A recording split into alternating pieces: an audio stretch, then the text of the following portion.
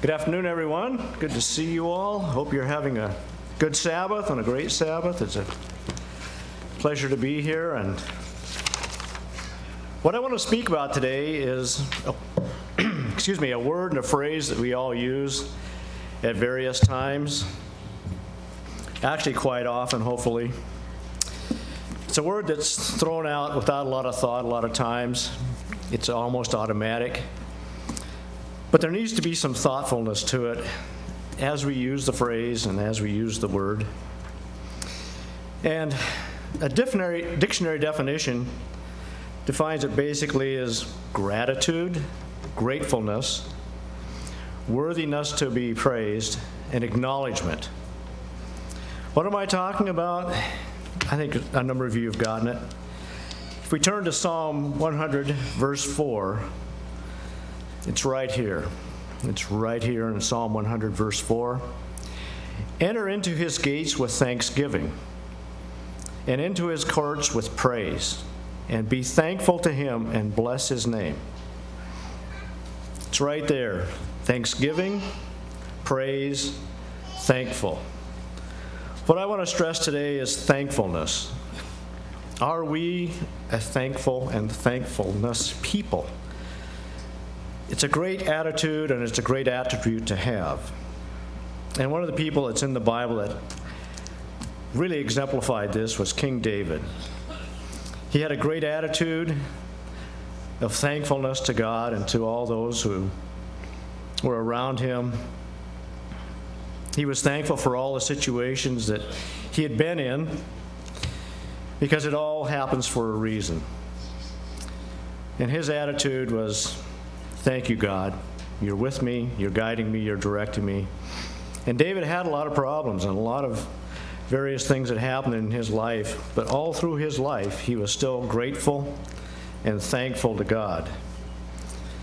And it's so easy for us when we're out and about to just say thank you for this, that, and the other. And for some people, it's a job to say thank you. When you're buying an item from a store, they usually say thank you and so forth.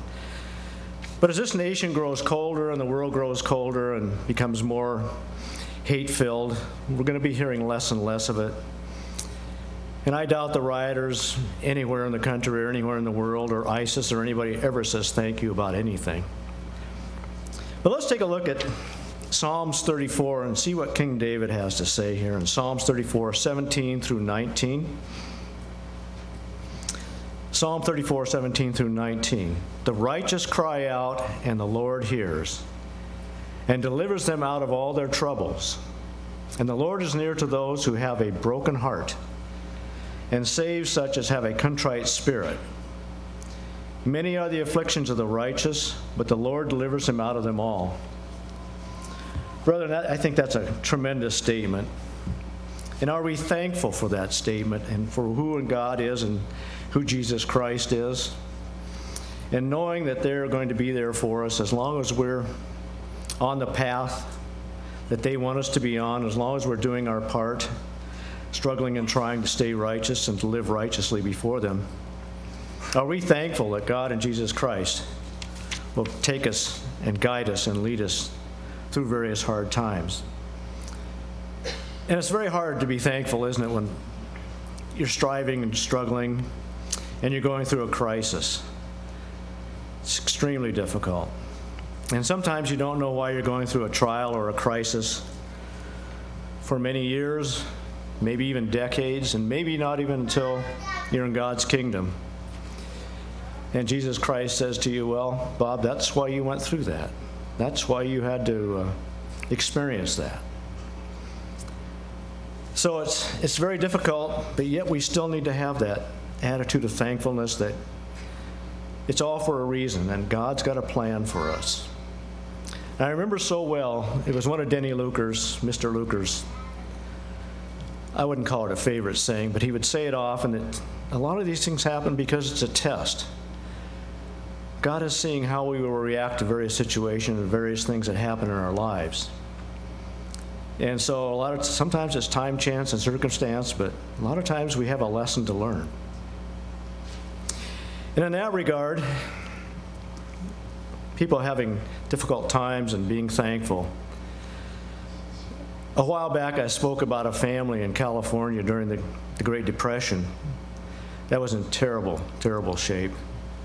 They were destitute, basically. They really had nothing. And a young lady worked at the gas company and knew that their gas was going to be turned off. They hadn't paid their gas bill in 5 months. And so she and her girlfriend got together, bought some food and bought some articles they thought they might need, and went over to the house. And the people were reluctant to let them in, but finally let them in. And I reiterated this story before, but I won't go into all the details. But anyway, they were let in. They went in and they were shocked by what they saw. They were more shocked by what they didn't see, because there was nothing in the house. There was no furniture, no throw rugs on the floor. They had a chance to see into a bedroom, and all that was in the bedroom was a mattress on the floor with some blankets. It was a family of 5, husband and wife and 3 young children. And they were escorted into the kitchen, and there was a table there, a small table, and there were orange crates around the table. And there was no obvious food in the kitchen. And they explained that they were virtually destitute. So the young ladies left the food, left the articles with them that they had brought. And as they were heading out, the dad escorted them out, and he started crying.